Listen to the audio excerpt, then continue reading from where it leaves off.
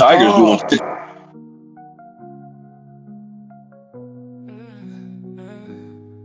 Star money draped in gold, they sipping on success. Diamonds make moves, icy wrists stay fresh. Dating lights flicker, shadows of the best. Click rolling deep, never failing, no test. I'm the man, star money's glow. Diamonds dance, watch them show. Click together, never solo. Ohio's finest, let them know. OVO nights, heavy on the vibe. Strutting through the city, unstoppable tribe. Cash in the pocket, dreams in our eyes. Popping bottles, no disguise. I'm the man, star money's glow. Diamonds dance, watch them show. Click together, never solo. What up, what up, what up, what up, what up, what up, what up, what up, what up, what up? Back like we never left. We missed y'all. We missed you motherfuckers, man. Like I tell you every time I do this with these motherfuckers, man, everything I do it on God. Everything we do it on God. When I do it with these two crazy motherfuckers, we do it on God. I am Young Money Bad News, co-CEO of the Star Money Click. I am also BMC for life, and I'm the #1 rapper in the world. That is 1-5, the other co-owner of the Star Money Click. He is also the owner of Punish Me Vodka that sponsors every show we do. And he is also the #1 producer in the world. That's Jimmy 2 times, the 49ers, the Heat, the Oklahoma Sooner fan, Die Hard, and my brother from another mother. And this is the On Gawd Podcast. I'm gonna start at the top. I got 4 people. I really got 5, but I'm gonna do 4. I didn't get a chance to say this. I want to give a condolences to Super Bowl champion Brian Brennan. He died at age 38 of cancer. He was one of my linebackers that played for the Philadelphia Eagles on the first championship Super Bowl team. It's crazy because when he got diagnosed at 38 with it, he died as soon as he got diagnosed. Like, he didn't even last 6 months. Yeah, that's so I right. just want to pray for him and his kids and his wife and his family. Also, RIP to Malcolm Jamal Warner, Ozzy Osbourne, and the immortal Hulk Hogan. It's been a crazy, crazy week of deaths. It just did. Life is so short, man. You gotta live this shit up, man. And as being men, because these are all 3 men. You know, besides Malcolm Jamal Warner's situation, it was a freak accident that happened to him. The other 2 guys passed away from. You got to take care of yourself. You know, the health is wealth in this day and age now. You know, everything is about what you put in your body and what you take out of it. You know, if you just gotta work on yourself. You gotta stay consistent working on yourself and make sure that you can live to see your grandbabies. You know what I'm saying? Like, so that's just. I just want to give a shout out to their families. I'm praying for all their families. I hope they get some peace after all the stuff that they're going through, especially Malcolm Jamal Warner's family, because it happened on his daughter's birthday trip. Like, they were out of town for his daughter's birthday. So the trauma she's gonna grow up with is the saddest shit ever. Like, that's just sad. She was like 8 years old, ain't she? 8, Yeah, something like that. yeah. So Also, Chris Christopherson died yesterday too. for real, Yeah, 88. oh, I'm saying, man, this shit is crazy, man. That shit is crazy. Yep. So I just wanted to get that out, the condolences. Let me jump into this NFL talk. We never got to bring this up because the last show we didn't talk about it. TJ Watt becomes the highest non-paid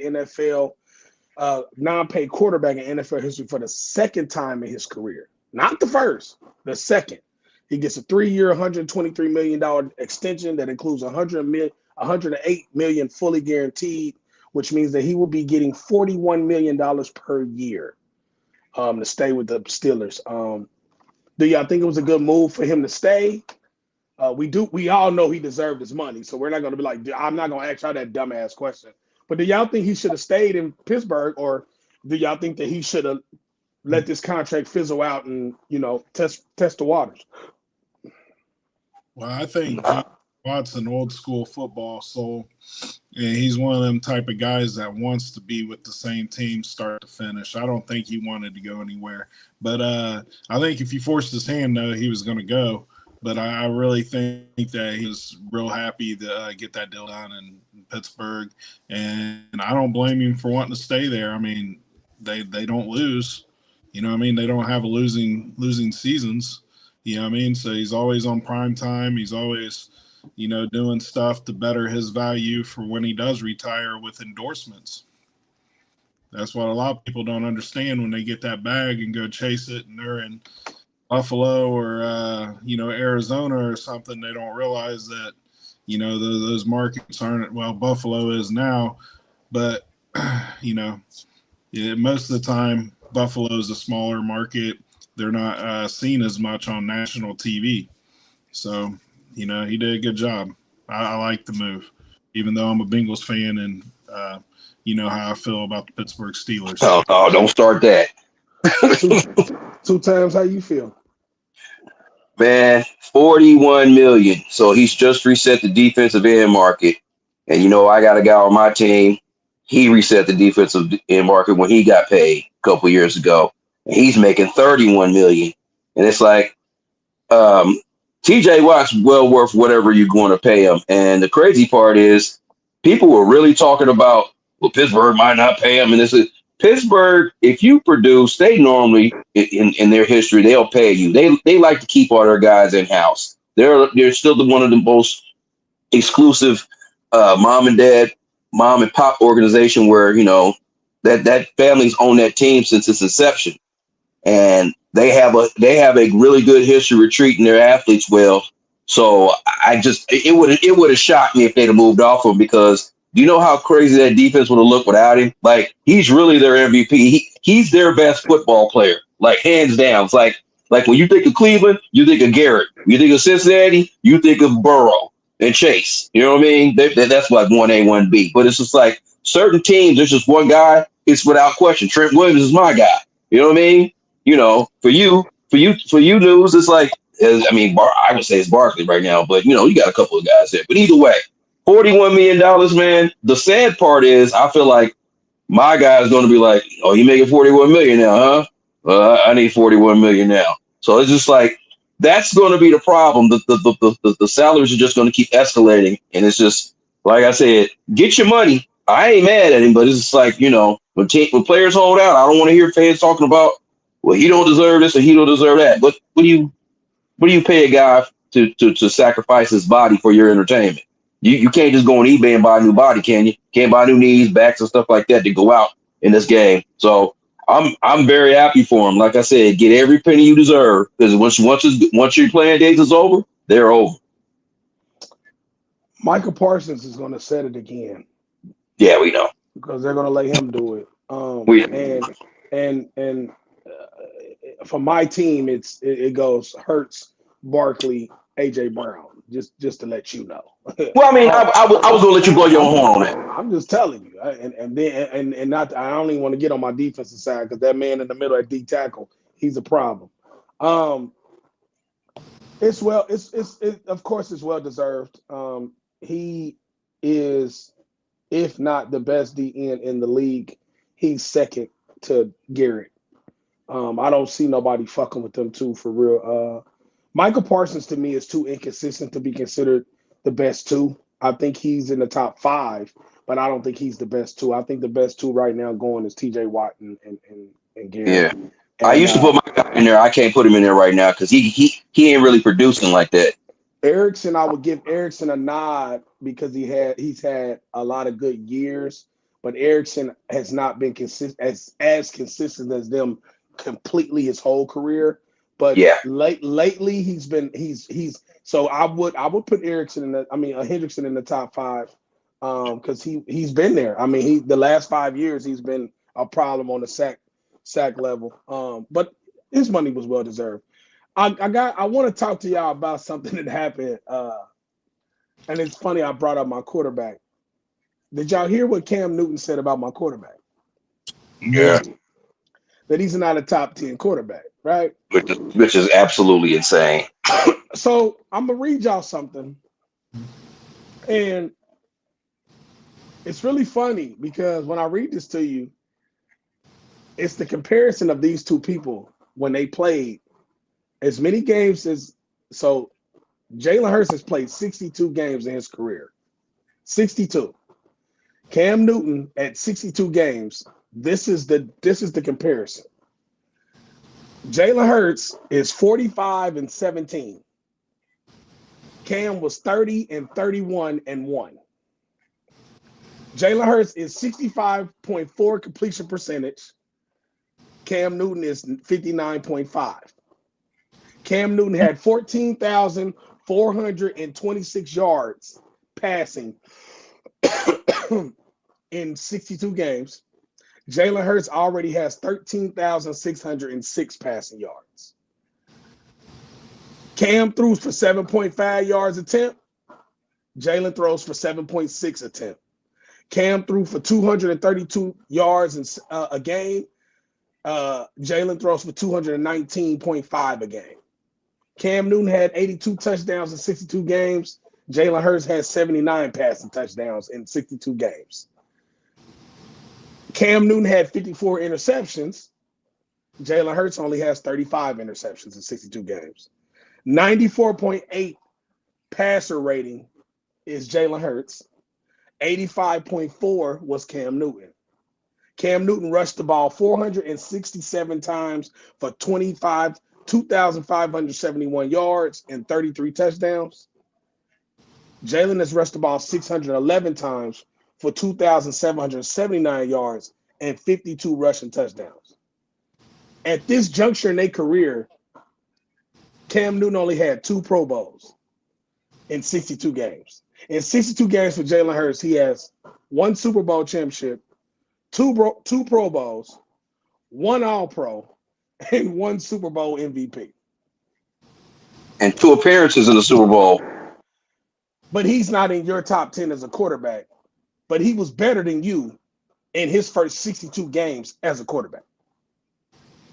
Yeah, also keep in mind, News, that Cam Newton played on a shitty team, so a lot of those numbers are inflated because they were playing from behind, so he had to throw the ball.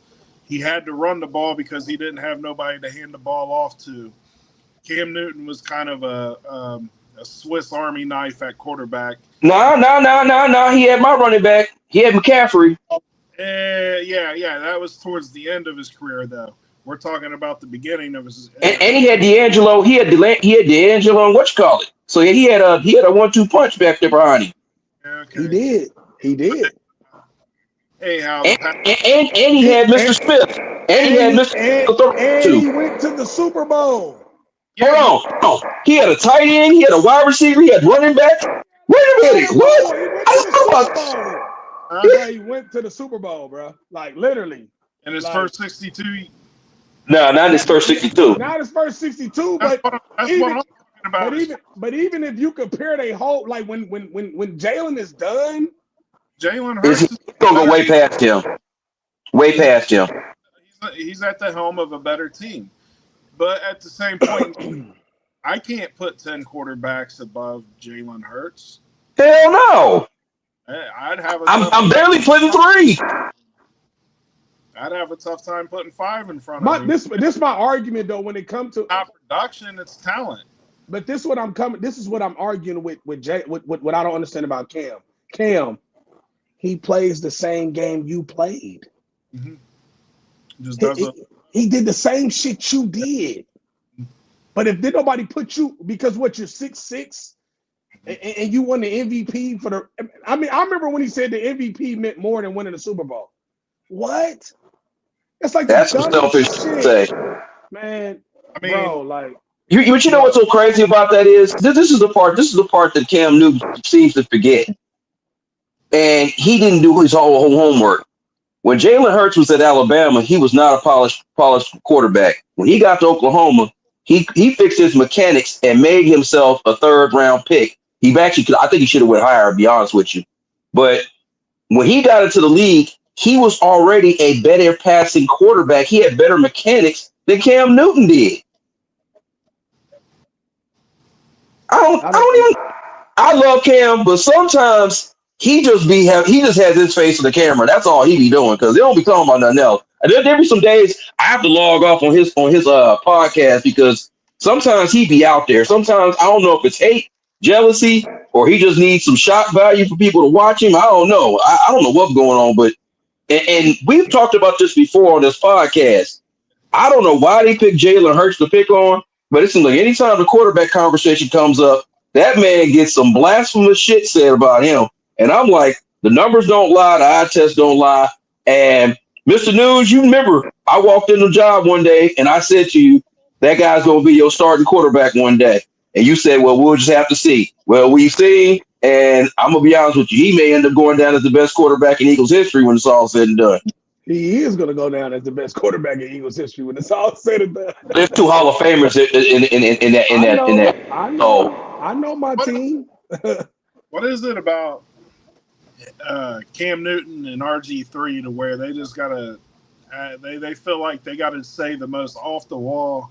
They slight people. They're sliders. Yeah, I mean, I don't know what it is about those two guys, man. But whenever they get on, they say some off the wall shit. And the thing is I mean, I know I say some off the wall shit, but I mean it's not that off the wall sometimes. Except for when you don't, you gotta understand too. Like, mm-hmm. I think part of RG3's problem is he's miserable because his career didn't pan out the way he thought it was going to do because he won the Heisman. He thought he was going to be the next big thing, and at one point he was. Yeah. But your stupid ass didn't want to step out of bounds. You want to let a motherfucker hit you before you got out of bounds. They played through torn ACLs. Now that may have worked for Rivers, but that don't even work for you because Phillip Rivers didn't need his legs. Like once his legs left, it was over.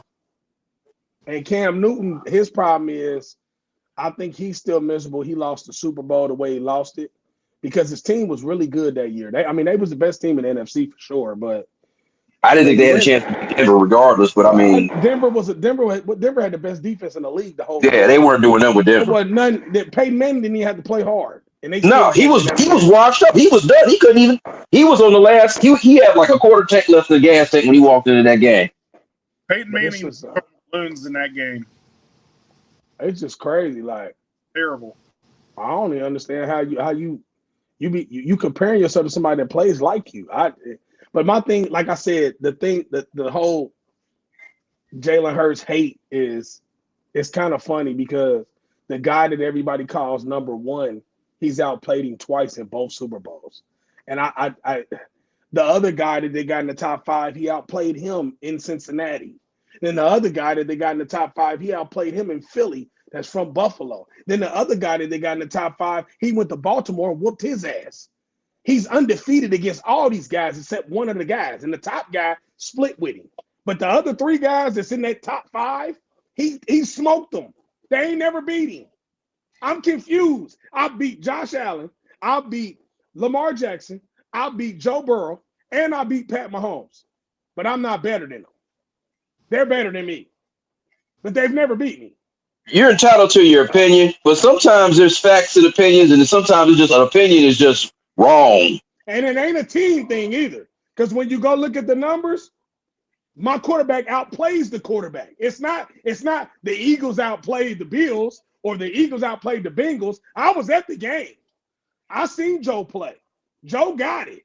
Joe and Chase connection is crazy. But the shit Jalen Hurts does in person, you can't coach that shit, man. That shit's different. He's just different, bro. He's different. I seen it. I seen the long ball to Devontae Smith, and it dropped in the breadbasket like in the Super Bowl in Cincinnati. Bow. Less than 10 years ago, he couldn't make those throws. I seen the same throws against New Orleans in New Orleans. I seen the same throws against Baltimore in Baltimore when every analyst went on TV and said the Eagles are going to lose to Baltimore in Baltimore. Went to Baltimore, whooped their ass. I remember when Buffalo came to Philly in the rain, in the downpour. They said, Philly going to lose. We didn't even have A.J. Brown. We beat Buffalo with Devontae Smith. Come on, bro. Like, and Jalen Hurts balled out on Josh Allen. I said, damn, this is so crazy. Like, the hate has to stop, bro. It's like they picked a name out of a hat and they said, we're just gonna run with this. We're just gonna run with this name right here. Like you put people in front of him that never won a playoff game. Never. You know what? Let's take it even further. Name a time you watched a podcast or a segment where they were talking about this particular subject, and they said at least one thing you could have been like, okay, well they got me there. They don't. It be all bullshit, all of it. And I'm like, remember, What's the Chargers? What's the Chargers quarterback name? I'm gonna say Philip Rivers, Justin Herbert. How the fuck is he in the top 10? He's never won a playoff game. What has he done? But just tell me what Justin Herbert has I'm done. gonna be honest with you. I wouldn't. When we talk about quarterbacks, I wouldn't even. If we talk about top 10 or top 5, I wouldn't even brought his name up. And But you already. they got him. They have him in front of him. They have him in front of him. That's what I'm saying. Like, if you go look at the top 10 list, he's in front of him. And on the other networks, they arguing, going, how could you put a guy in front of a guy that's never even won a playoff game? Not one. How is Brock Better yet, overall numbers tells you he's better. How is Dak Prescott or Brock Purdy or Herbert in front of this man? How? I wouldn't even put my quarterback in front of him. I'm not even attempting that. Joe Burrow, I'm gonna be honest. Joe Burrow shouldn't even be in front of him. Joe Burrow with the one Super Bowl, I give him that. But after that, what? They lost. The only argument can be Pat Mahomes. After that, really, everybody else. Everybody else is smoked. Lamar Jackson ain't fucking with him. Josh Allen ain't fucking with him because he do what they don't do. Yeah, Lamar Jackson is great. Don't get it twisted. He is but he doesn't win. He doesn't win when he needs to win. Not when he needs to. Josh Allen the same way.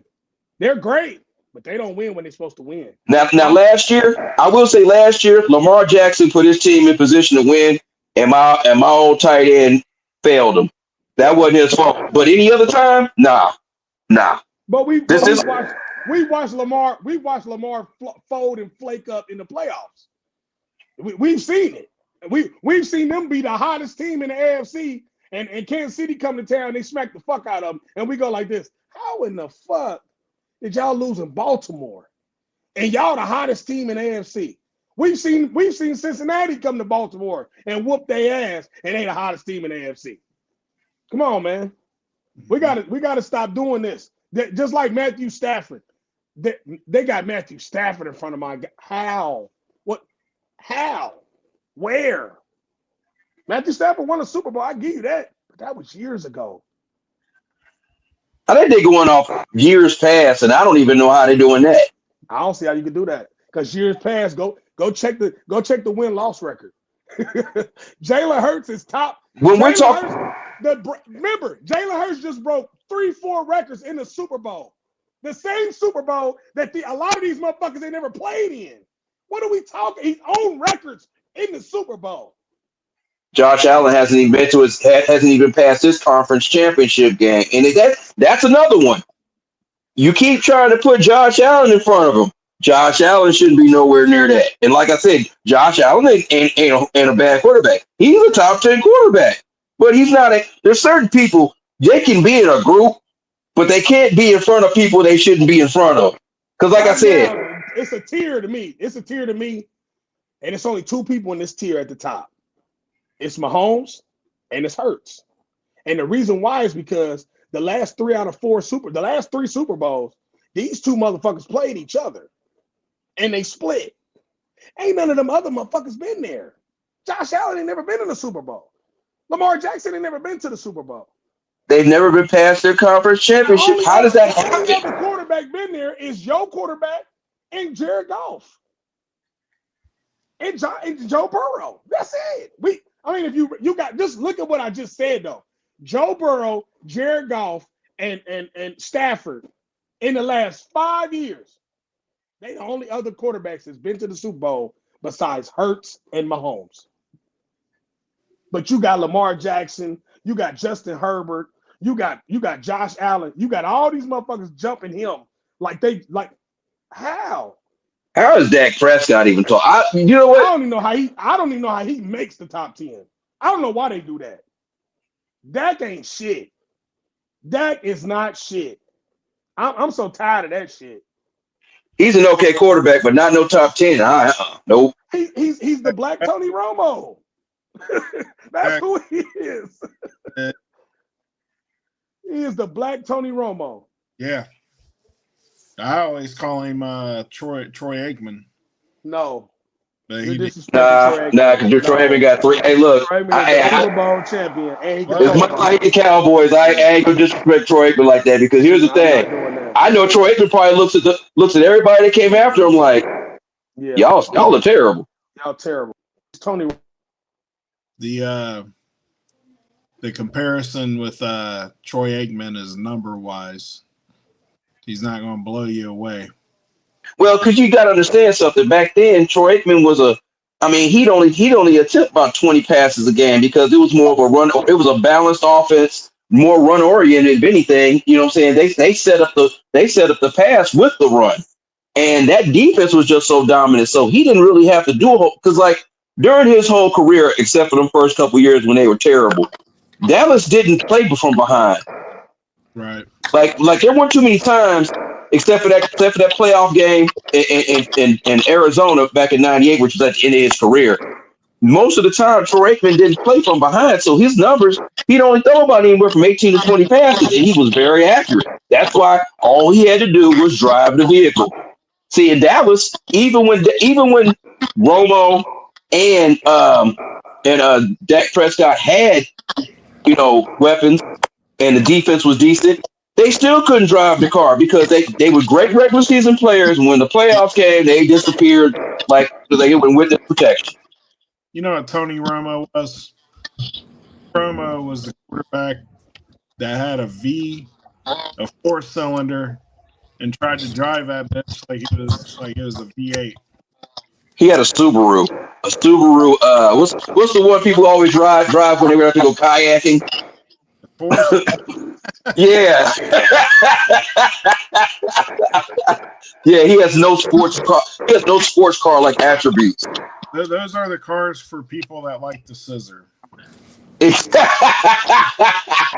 Or spoon. Let me ask you something, Todd. Why do you always compare Dak Prescott to Troy Aikman though? That is like you've done that before. I just thought about that. I just think it's more of like a it's just how he present. I don't know how to describe it. It's more than just like it's kind of like he just looks the part. You know what I mean? Like Troy Aikman looked like the Dallas Cowboy quarterback. Now, I think Troy Aikman was a lot better, but Troy Aikman didn't really put up a lot of good numbers or nothing. But that's what me and James was just discussing. I mean, except for the cokehead they had at quarterback at one time, every quarterback that's ever played quarterback for the Cowboys looks like a Cowboy quarterback. Well, you got to think, too, it was hard to put up the numbers when you got Emmett in the backfield in the best offensive line in football. Because you don't have to put up numbers like that. I understand that, but what I'm saying is he's just not real exciting at quarterback. Troy Aikman wasn't either. That's why, I mean, if you've ever heard me talk about Tim Duncan, he's about like Tim Duncan when it comes to football. He's not real exciting. He's just fundamentally sound. That's what Tony Romo wasn't exciting either. No. No, he was a good quarterback. He was a good quarterback, but that's all it goes, a good regular season quarterback. That's why, if anything, you could compare Dak and Romo, but that's it. Tony Romo was that's why I called him the Black Tony Romo. Tony Romo was that dude on the Price is Right, the yodeling dude. That's my favorite game on The Price is Right. Yep. And the funny thing is, Tony Romo was he's literally he was Jerry Jones' favorite. Oh yeah, he was to the very end. Yeah, and I think that's why he treat Dak like that, because he loves Dak. He'll never, he won't publicly admit it. He'll act like he when Dak and them is playing bad, he'll act like he really, he want to say something foul about him, but he does that shit for ratings. He does that shit for attention. He don't mean none of that shit he be talking for real. Plus, he old and senile. he's done for real. I don't know why they keep keeping him around the organization. And he really likes to measure his players, if you know what I mean. If you remember what they saw him. That's what I was talking to. That's how Dak got the starting job. He was like, "All right, now Dak, I've seen you throw the ball. Drop them trousers." I mean, he's on camera measuring. He's in the measurables. I mean, hey. Everybody's now Dak. Now listen to me. Everybody else here for the hand size. I'm not here for the hand size. I'm here for the other size. Well, he's here for a handful. My poor Jerry. Y'all fucked up. Yeah. No. Oh, I fucked up, but he got a whole video measuring the wrong shit. I'm not saying none of it ain't true. I just said y'all fucked up. Yeah, him and Fred Sanford are in the junk. Okay. Checking out Juicy Wayne. Let's get into what you want to do with this NFL thing, James. Yeah. So I want us to go and actually take our team that we actually root for in the NFL and just list 5 things that you want to see that them, you want to see them improve on or just do this year. So either one of y'all can just go. Because we're heading into the season now. We're in training camp. The Eagles are defending. Me and 1-5 teams are just trying to make the playoffs. You know what I'm saying? So whoever wants to go can go. I mean, Okay. go ahead. I'm Trey Hendrickson. We got our rookie under contract, so sign our other end. Stop being stingy with your money. Sign some damn help. Get the offensive line together. And either take on an investor or sell the team. Ain't lying. Is that 4? So I got. No, I think that's 5. Yeah, okay, whatever. It was close. That's all. That's basically all. Me and you probably need to have like 10, 12 things. I don't know. I could keep going all day, but stop signing offensive linemen from local bars. Just because he's 6'5", 300 doesn't mean he can play football.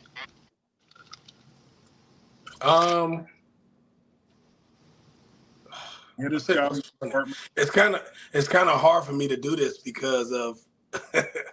Oh, okay. I know what I figured you'd have a little harder of a time because y'all on top of the mountain. Not really. Yeah and no.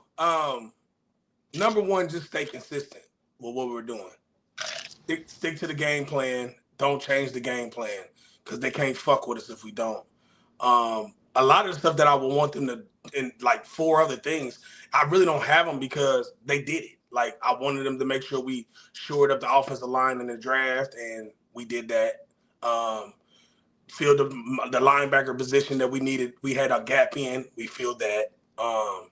Filled the safety spot that we had just let C.J. Garner-Johnson go. We got the guy from Texas. We did that. I would love to see us get another slot receiver outside of Jahan Dotson. I'm not saying Jahan Dotson ain't good because he is, but I would love to see us get a younger slot receiver too. Just to rotate him with, but we got so much shit, you know what I mean? And I would love to see. I just want to see what the new offensive coordinator gonna do because he's been there forever, and he's been under different people. So he was the quarterback coach. So now he gets to take over to him. It's kind of like Brian Hartline in Ohio State. Hartline was the receivers coach his whole career, and now he gets to call the plays, but he's been underneath every offensive coordinator that was there. So imagine how much knowledge the guy that I got right now is going to, he's going to be able to, I'm going to call a play that Kellen Moore called, and I'm going to call a play that Shane Steichen called. You know what I'm saying? Like, it's like a rotating thing for different things, but that's really it. Just stay consistent is my biggest one. Keep doing what we do. Run the ball down everybody's fucking throat, and we're going to make you're going to have to try to stop us. That's the only thing I look at, real talk. Yeah. Well, for me, I got a laundry list, but I narrowed it down to 5, but it took me all day to really go to. My biggest one is to make sure that Purdy has a bounce back season because, like I said, This team really does really well when he's actually making good decisions, which over the last year and a half, really towards the end, towards the end of the Super Bowl year and all of last year, he was inconsistent, because that Lions game didn't have to go the way it did. I ended up watching that last night before I went to bed again, and that game didn't have to start out the way it did. It just luckily we ended up, getting to where we need to go. I want Trent Williams to remain healthy because when he's anchoring our offensive line, McCaffrey can really, kill you. And that offensive line without him is just terrible. I mean, it's almost as bad as how I said TJ Watt would have Pittsburgh Steelers looking if he left. I'd also like Shanahan to use all of his running backs instead of running Christian McCaffrey in the ground, because the numbers over the last 2 years when he was actually healthy, when 22 and 23, he had a total of 516 carries, 152 receptions, and a total of 668 touches overall on those 2 seasons. He don't need to touch the ball like that, man. You got to get more creative, and we got a lot of talent behind him, and we got a lot of talent at offense in general. So there's no need for him. You just run him into the ground like that, because you could probably get 4 good years out of him. Instead, you might not get but 1. You might not get no more.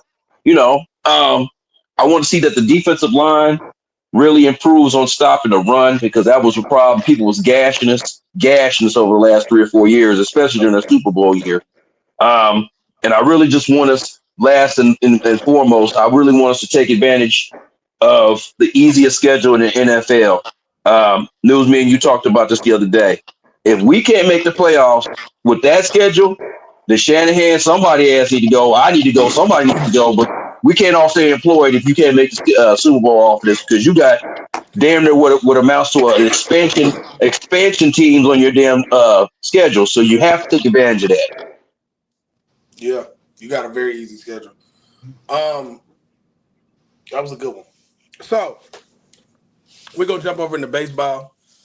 I'm gonna let y'all know what's been going on. The Reds are 15-6 in their last 21 games. They just swept the Tampa Bay Rays. Toronto is 63-43 out the AL East right now. They're on top. The Yankees are 57-48. My Red Sox are 57-50. So we are the top 3 teams in the East. In the Central, Detroit is by themselves 61-46. In the West, Houston is 60-46. Seattle's 56-49, and Texas is 56-50. In the East, in the NL, the Mets are 61-44. The Phillies are 60-45, even though they lost today to the Yankees. So I'm giving y'all off of before they lost or they lost. You know what I mean? In the Central, the Cubs are 62-43. The Brewers are 62-43, and the Reds are 56-50, but they're really 57-50 now because they won today. The Dodgers are 61-45. San Diego's 57-49, and San Francisco is 54-51. I'm gonna be honest with y'all, bro. I don't think baseball ain't been this good as far as In a while. Man, listen, I thought I was tripping, because back in the day, it was about 5 teams. About 5. I just named 1, 2, 3, 4, 5. Damn near 12. 9, 10, 11, 12, 13, 14. It's 15 teams that are over 500. That's rare. Because how many teams can get in? 6. I think it's 6 each league. Right. So it's 3 over it's ever been. It ain't been like this since damn near the 90s. Real shit. My only concern is my team's falling back to earth because we done lost 6 in a row. But that's because the thing about baseball, and I've always noticed this too, it's like NBA. It's spurty. You can have a 5-game win streak. You can have a 6-game losing streak. You can come back with a 10-game winning streak. You can come back with a 10-game losing streak. It's just so you can't get too high on what your team is doing early. You know what I'm saying? But you better you better just hope y'all don't fizzle out. Yeah, that's what I'm saying. Yeah. I mean, anything can happen, because remember that one year that Colorado won like damn near every game in September, made the playoffs, and went to the World Series, but lost. Like I said, so things can happen. Baseball, it feel like that shit is like, yeah, it's 300, almost like 300 damn games a year. Feel like. What are your World Series picks now? I'm asking y'all again. I'm still Tigers and Dodgers. Okay.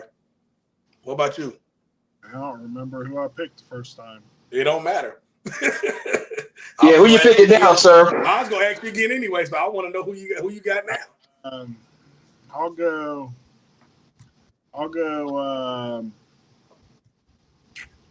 You had some usual you type of pick last time I remember.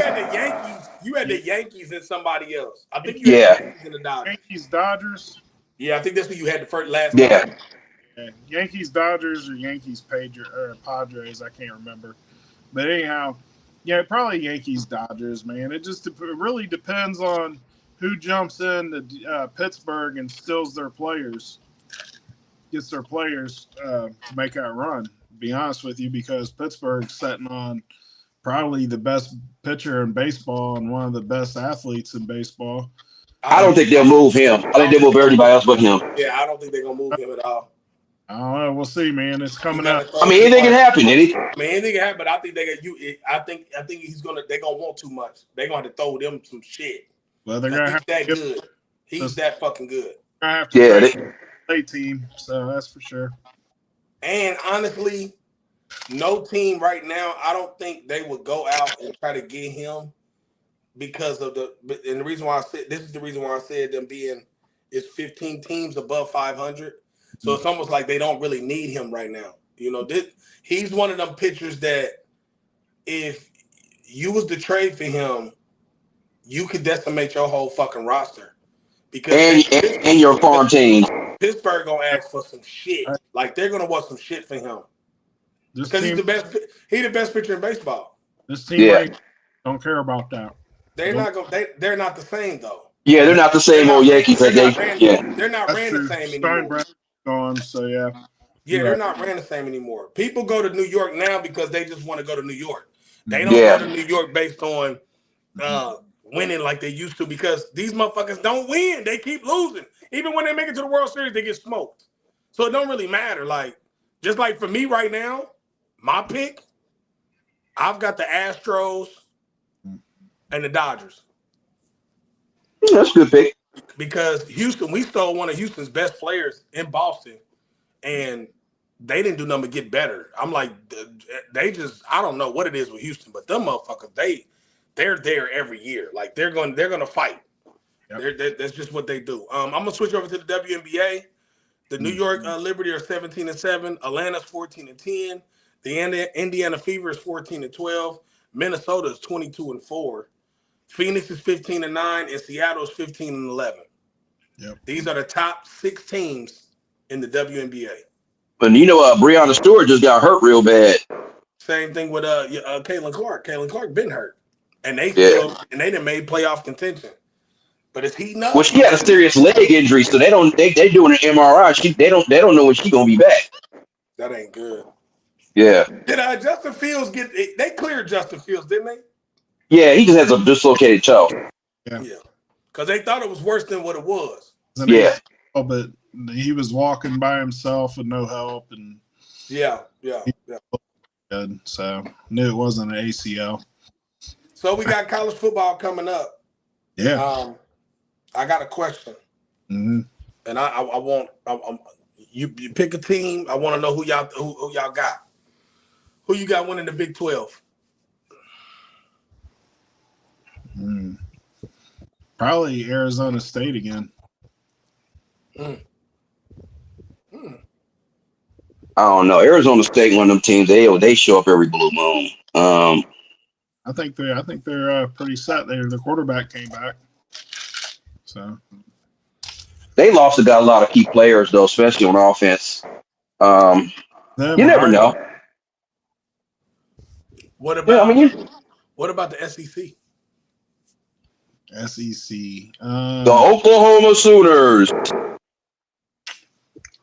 I think SEC is going to get won by either Georgia, depending on their quarterback play, or Florida.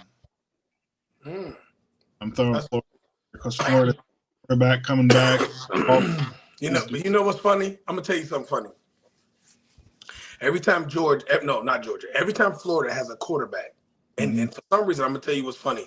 He's always black. Every time Florida has a black quarterback coming into the next year and he has a bunch of hype around him, Yeah. he becomes very ass. Yeah, that's true too. Yeah. So DJ Lagway, while we was praising him on the end of the year, how he looks and how good they think he is, I would just wait. Because me personally, I've got it 3 ways. I've got Georgia,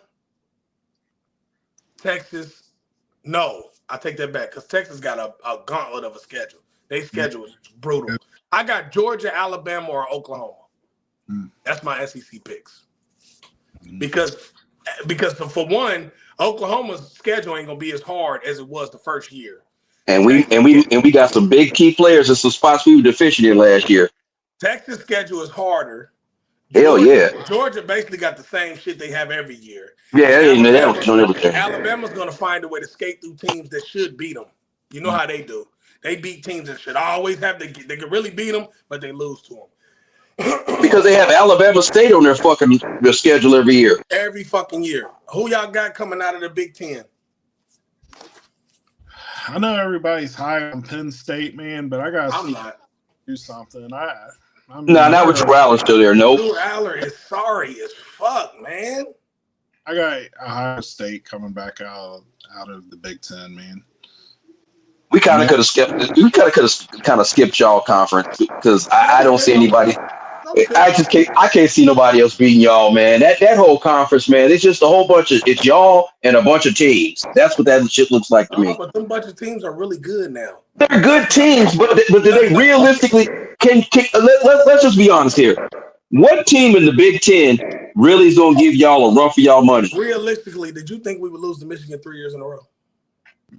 I mean, they were watching y'all play like Tecmo Ball. I don't. Before you knew that, though, before you knew what they was doing, did you think we'd lose to them 3 years in a row? Nah, because y'all do them like we do. Did you think Oregon was going to beat us last year?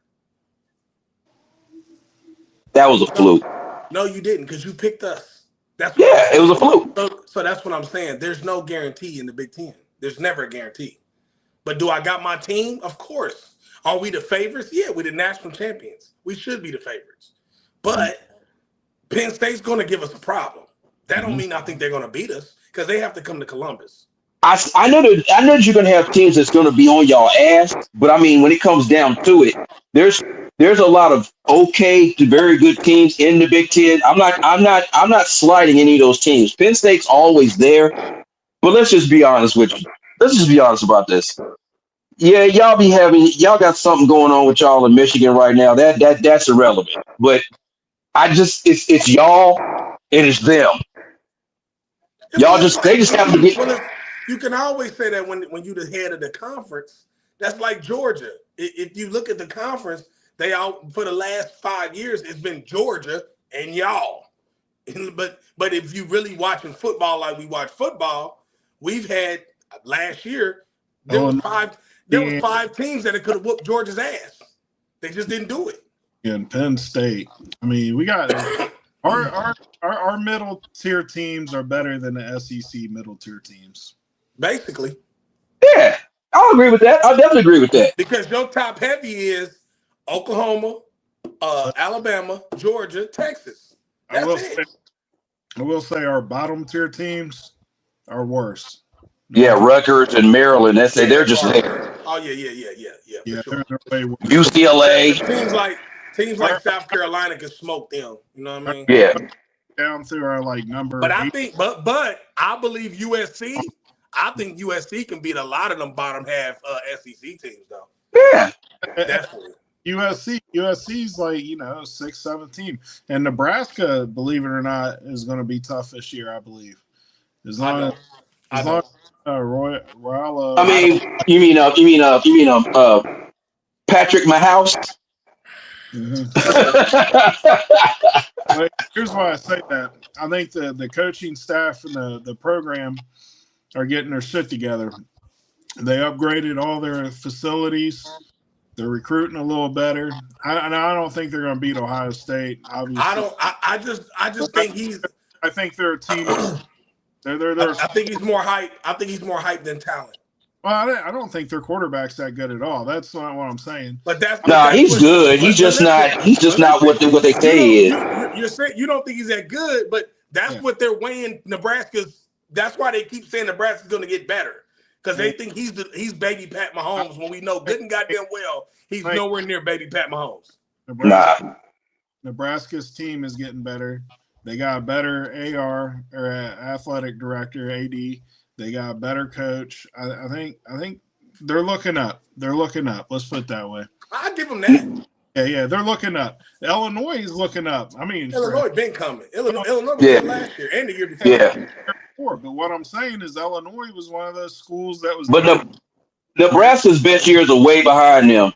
Northwestern and all that. So all it takes is like a little change up at the top, and then next thing you know it, you're in the mix of things. I mean, they're never going to be, they're going to be right under the Iowas of the world. You know what I mean? But they're good. They're good. What do we think about the ACC? Who's coming out the ACC? Clemson. Yeah. Not even close. I would have said Miami, but I don't like Beck. I think he's garbage. He is garbage.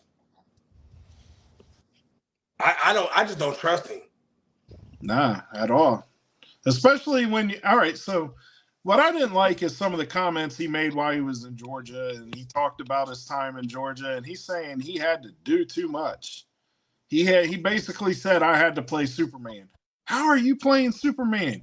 You had more blue chip players on your team at Georgia than you will at Miami, bro. You shouldn't have had to play Superman. That was you in your head. He had to come up. You got to think 1-5. He had to come up with an excuse for all them fucking turnovers he was throwing. Yes. That's what that was. Yes. He threw more interceptions than touchdowns. Hey, my guy at Walmart, he was rolling prices last year with all them interceptions. Terrible quarterback. And then the sad thing was is the back been any better, or else he would have got benched. 2 times. Who you got coming out the ACC?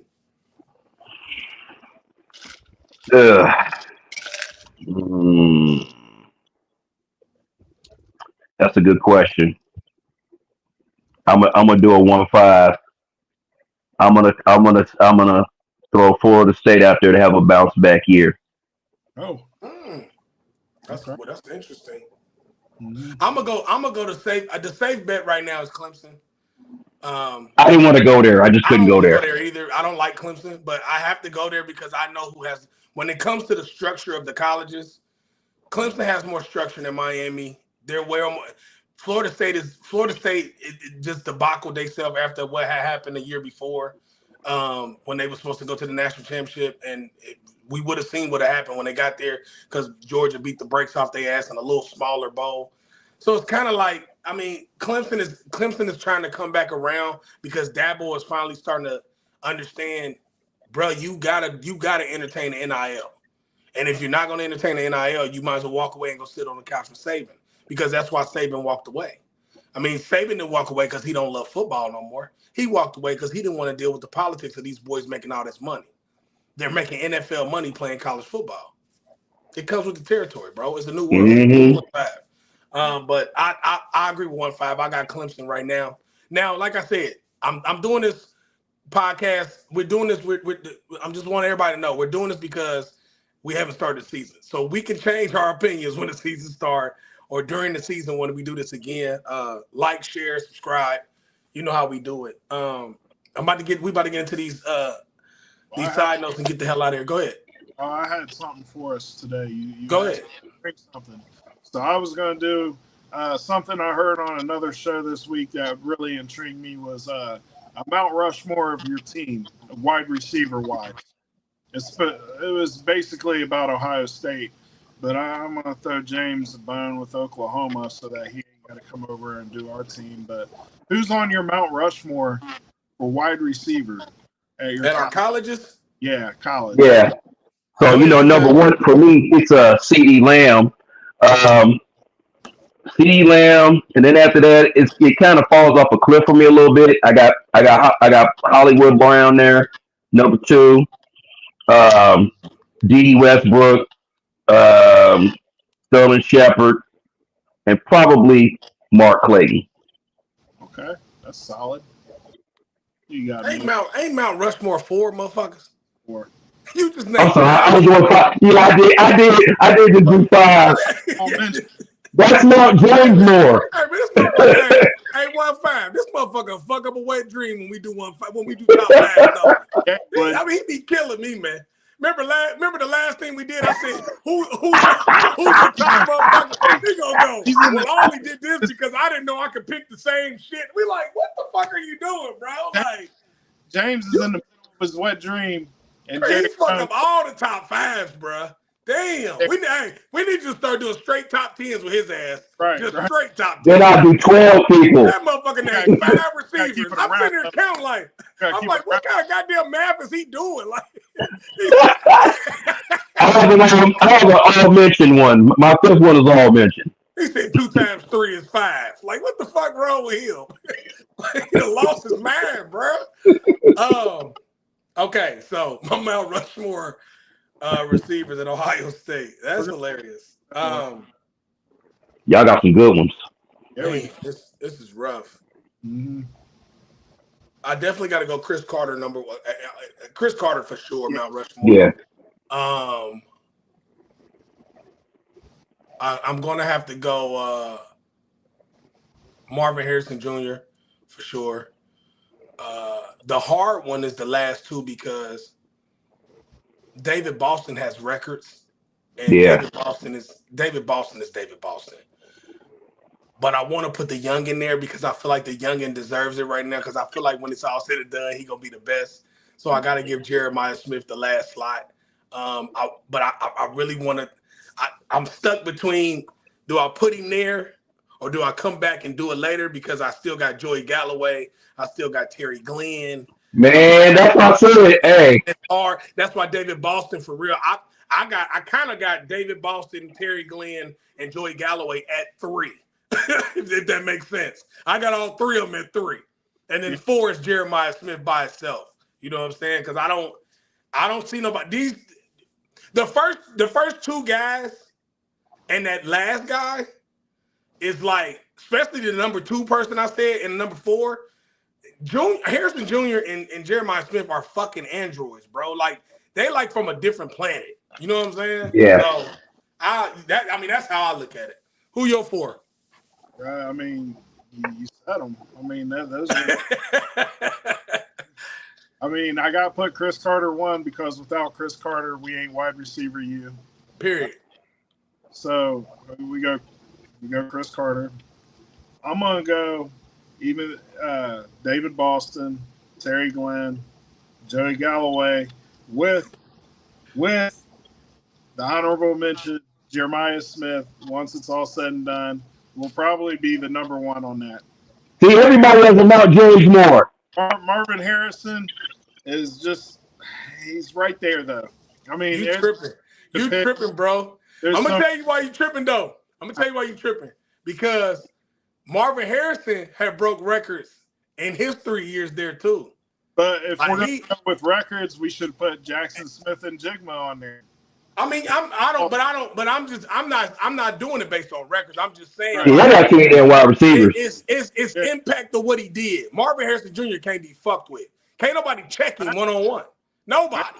I definitely understand that. I mean, He's Jeremiah Smith before Jeremiah Smith, but Jeremiah Smith is going to be better when it's all said and done. Oh, Jeremiah Smith is like he's going to be the best all time. He's like Randy Moss 2.0. He is. He's going to be the best all time at Ohio State at wide receiver. I don't know, because Chris Henry Jr. is going to be a bad motherfucker. Man, they just keep getting better, don't they? Yeah. The rich just keep getting richer. Man. All right, so let's get into these side notes so we get the hell out of here. It was 1-5 last week, wasn't it? Well, we didn't do last week. So. The week before. Yeah, it was nobody last week. Okay, so I can just do who I want this time, huh? Yeah. All right, go ahead 2 times. Who you got? Happy birthday, 50-year-old Alex Rodriguez, new owner of the Minnesota Timberwolves. Happy birthday, A-Rod. Even though you should have been the Boston Red Sox with your petty ass. But it's good we didn't get you, A-Rod. I'm gonna tell you why. Because we ended up winning the World Series without you, and you would have fucked up our chemistry too. So since you went to the Yankees, we smoked y'all motherfuckers in that 7-game series. And he was a juicer. Yeah. 1-5. What is your side note this weekend? Man, my side note is I love both you guys. Love you too, brother. And with Same here, buddy. death going around, I had a really good friend of mine, Sean Irvin, get murdered a couple weeks ago. Got shot in his car 12 times over off Main Street. Damn. He was an extremely nice individual. He was a great human being, a good dad, and from all accounts, I don't know his marriage too well, but a great husband. He was one of my favorite people in life. Not just at work or, whatever. He was one of the people in life. He was somebody that I could joke around with. He would joke around with me, and we had a good time, man. He was also from Philly. He was a big Eagles fan. So he would get into it with all the Cowboy fans at work, give them the business. Just a really good human being.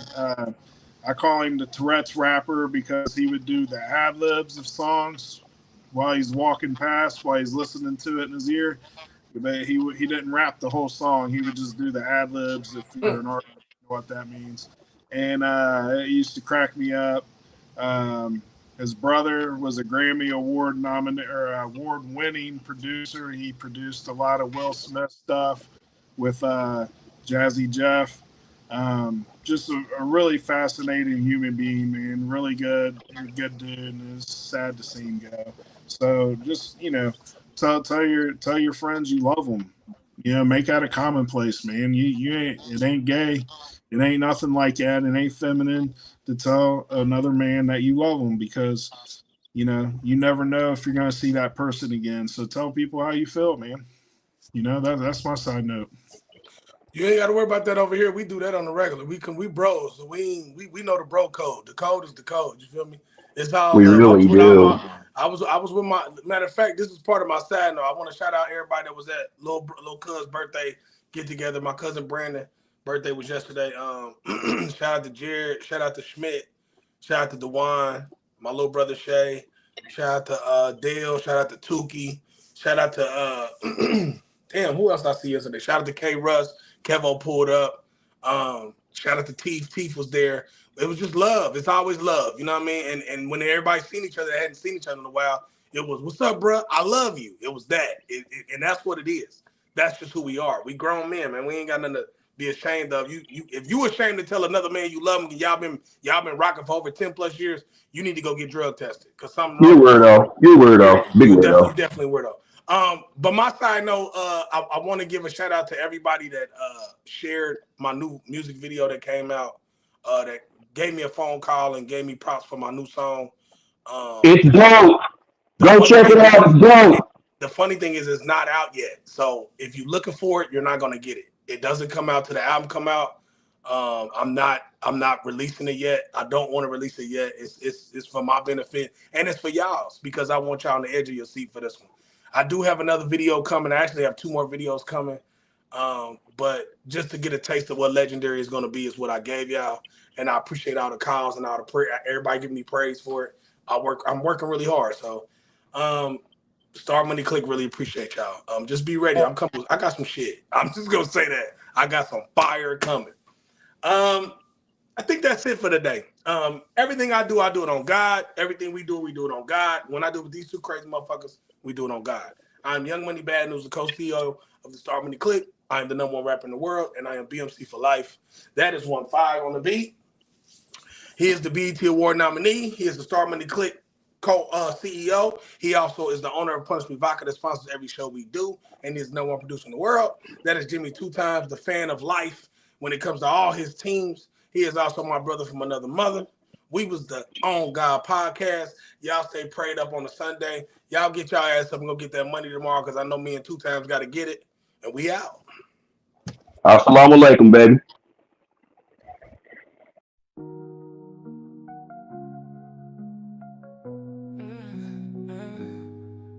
Star money draped in gold, we sipping on success. Diamonds make moves, icy wrists stay fresh. Dating lights flicker, shadows of the best. Click rolling deep, never failing, no test. I'm the man.